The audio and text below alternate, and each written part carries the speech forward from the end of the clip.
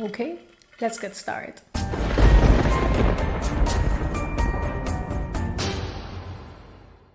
Hey horror freaks, welcome back to my channel. My name is Amanda. If this is the first time here, don't forget to subscribe and hit the bell icon so you can get a notification every single time that I post a video, and I post every single week.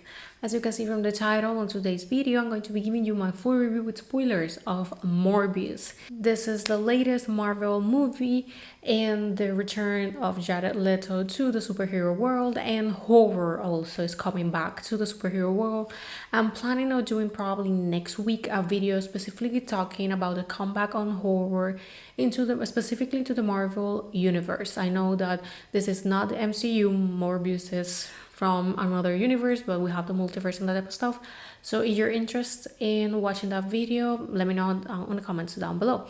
Now, as always, all my reviews are with spoilers. If you don't want them, just to see if this was worth it or not, on the description box down below, there you're going to find my spoiler-free review, because I like to give you guys the two options. So, giving the little disclaimer ahead, let's get into the video. Now, finally, after 7 changes of dates, we finally have Morbius. This one was supposed to be coming this year on January 28th, but it was eventually pushed back to April 1st, April Fool's Day. Ironic, isn't it? 7 times. And from the moment I came to the realization of how many times it has been changed and delayed, I was like, maybe this is not a good thing. Maybe they're delaying it for a reason more than just COVID. And I can't understand now why. Now, probably by now you have already heard or you have read something about this movie and it's not good. And being 100% honest, this is not the best movie out there, specifically on the Sony universe of the Marvel characters. Now, the official plot of Morbius is that biochemist Michael Morbius is trying to cure himself of a rare blood disease, but he inevitably infects himself with a form of vampirism instead. The plot is really straightforward. The movie is pretty straightforward. It's 1 hour and 44 minutes, and by the mark of 30 minutes, he's already a vampire. He's already making some tests. He's already infected, and we have seen him in action. The movie is pretty fast paced. The movie basically starts with him going to Costa Rica, where he is finding the bats. This is a scene that we see on the trailer, that when he's cutting the hand and putting it on like the front of the cage so that the bats can come in. We go 25 years previous to that moment. This is when we see him as a kid in Greece, and he meets Milo, or Lucian, but he calls him Milo, and he is going to be his friend from now on to the rest of his life. They are both sick, but Michael is basically a really genius children. So his Dr. Amel, that is portrayed by Jared Harris, who is also now going to be the doctor of Milo, decides to make Michael move to New York so that he can study, because he sees something in him. Then we go to the present, and Michael is basically on the award ceremony of the Nobel Prize of Science, which he refuses to accept. They don't really specify his age on the film. They don't never specify that. But of course, he's an adult, but he looks like a corpse. And he refuses the award basically because he says that he hasn't done anything and that his work is a failure, because he has dedicated his life to trying to find a cure to his disease and to others. So he created basically synthetic blood, which has helped a lot, something that has been perfect. He's basically winning the Nobel Prize for it, and he doesn't feel like it's not something to be proud of, and like, damn, but it's part of a character. Now we go to his lab basically, and we see him that basically he's trying to manipulate the DNA of the bats with the human so he can create this type of cure. He succeeds basically, and Milo is now rich. They never really specify how the hell he's rich, what he does, what he's doing, nothing. And basically the doctor is still treating him. but they don't really give much details about it. So he's basically the one that is giving the money to Michael so that he can do his experiments. Basically the experiments succeeds, but of course with the price that it's Michael becoming a vampire. What a shocker. Now the movie, it's pretty predictable.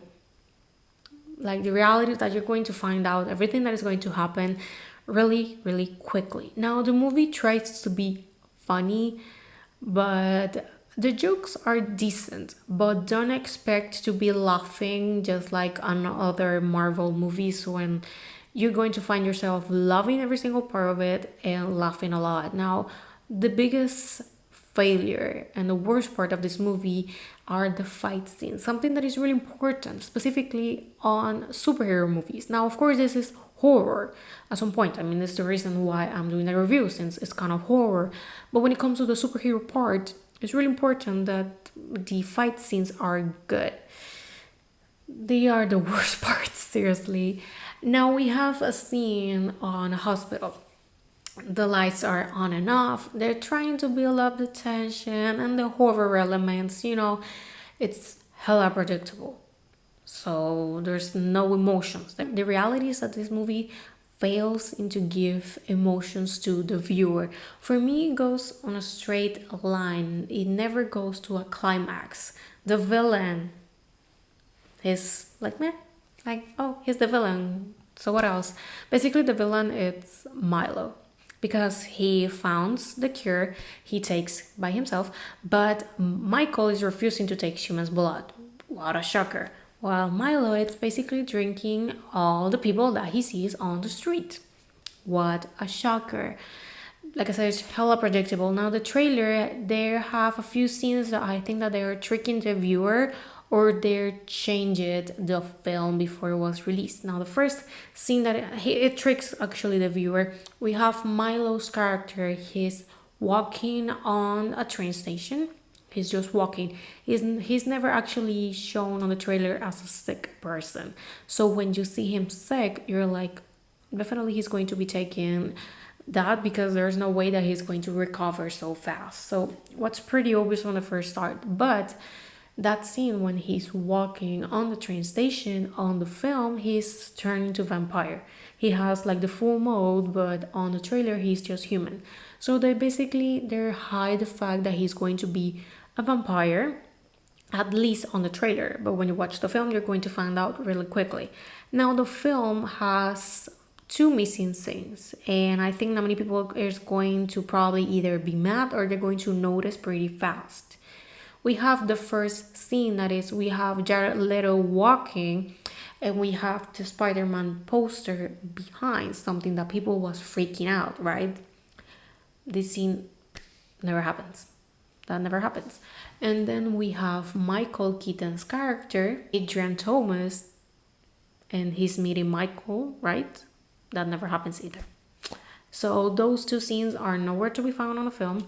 Like I said, I don't know if I read a rumor that they basically took out every single thing that there was going to be a link to Spider-Man and Venom out of the film right at the end. I don't know if this is true. I don't know if this was the trick from the very beginning, to tricking that this movie was going to have any type of link with the multiverse, which it does, but not on the film, but on the two post-credit scenes. Now the ending, it's pretty predictable. He kills Milo, and we have a female part here that is Martine. She is a doctor, has been working with Michael for a very long time, and kind of the romantic interest. She gets sucked dry by Milo, so basically Michael takes her blood so she can lay in peace. But she wakes up and becomes a vampire. This basically happens right at the end, when after Michael basically kills Milo, and basically the movie ends with Michael flying over the city, and that's it. Hella simple, the reality. The characters, it's not that they're not likable, but they are not memorable. Like their deaths, you're not going to suffer. You're not going to be like, oh my god, I'm so sorry. You're not going to create a connection, or you're going to be even relatable. So the two post-credit scenes, the first one comes right After the movie ends, a few credits comes by and it quickly appears. Basically, we have Dr. Thomas appearing on a cell on a jail on the universe of Morbius. So of course, we know that this happened at the moment where sky is cracking, just like on Spider-Man No Way Home, and basically it's kind of happening at the same time. So no one is explaining how this happened, but basically we have Dr. Thomas now on the universe of Morbius. Now what about Venom? Venom basically it's nowhere to be found on any other movie. He's just mentioned because at some point, like I said, the jokes were kind of decent. And one of the jokes is like, I am Venom. It's acknowledging, of course, the existence of Venom on this universe, but he's never seen or something. In the second post-credit scene, we have Michael. He's driving to the middle of nowhere. And basically, he is meeting Vulture. Now he knows about Morbius. And of course, everyone freaked out. Why? Because this could be a glance of the Sinister Six. Since basically on Spider-Man No Way Home, we saw 5 no sex. So he could be the last piece. What is going to happen from this? We have no idea. Now, the movie, of course, it became kind of a bridge for the multiverse and to make more sequels, right? In a sense of the film alone, the film it's bad. And I think that they were trying to make it good. I think that they had good intentions with this one, but it wasn't it. The reality. I think that they need to reevaluate where they want to go with the multiverse because they have a lot of potential, but they're not using it. They're not going on the full capacity. We're talking about big studios, big budgets. So what the hell is happening? We don't know how this is going to connect eventually with the MCU. I mean, we already did with the Spider-Man No Way Home, and now we have some characters of Sony. They're going to be kind of related to the MCU, but like I said, we have no idea. Probably we will have to wait until Doctor Strange Madness of the Multiverse to see how this is going to be more developed on the future. Because for now, we don't know nothing from either Marvel or Sony. Basically, we have zero information to what is going to happen now on. If Jared Leto is going to be reprising his role as Morbius in the future or what, because the reality is that the movie is going to be a flop. And it sucks, the reality. I mean, I don't like seeing movies fail, the reality. I mean, they put a lot of work and money on it, so it's not like precisely a good thing to see movies fail. But we don't need to cover this sun with a finger. The movie's bad. I will give it a 1.5 out of 5 and a 3 out of 10. The reality is I prefer just a little bit more over Venom 2. Just a little bit, but I think that they are on the same level of bad. Because like I said, this movie goes on a straight line. It doesn't give emotions. It's not exciting.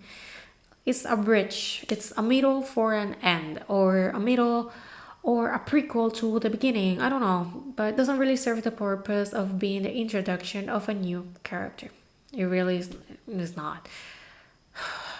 Probably the only good thing about this can be the makeup, because he looks like he's dead.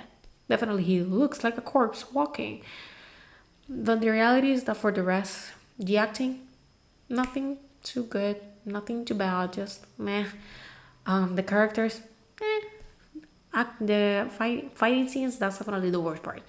On the horror elements, of course, he's a vampire. The killing scenes, we don't see blood. They're really far away, or we don't see them at all. So of course, this is at the end a superhero movie. But definitely, if the film was horror and they did that of not showing like the actual deaths, like, man, you're basically missing the point. We want to see blood. I would love to see more blood and not just the splash of blood on the camera. That looks awful, in my opinion. But well, I think that this is it. It was disappointing. But I think that the low expectations were the best, because I am not that disappointed. The reality, I'm like, yeah, I was expecting it. So I think that going to watch this film with low expectations is probably for the best. And well, I think that this is all. Like I said, I want to do a video talking about the comeback on horror on the MCU and probably Sony too, because horror has been here, but it just has been forgotten, but now it's returning. So I really want to talk about that and what is going to be the future of horror on the Marvel Cinematic Universe and probably on the Sony universe of Marvel, and how those can be combined and to see what the hell is going to happen. And well, thank you so much for watching. Let me know what you think about this film. The thing for sure is that a sequel will be coming. It has an open, more than open ending. The reality is opening a door just like this, like it's going to happen another. But we don't know if it's going to be specifically of Morbius or another characters, or maybe a combination of the characters, maybe like the Avengers, you know what I mean. But well, let me know what you think about this film. Did you like it? You didn't? You hate it? You're not even gonna watch it? Let me know. And well, this is all for the video. Thank you so much for watching, and I'm going to be see you guys on the next one. Bye.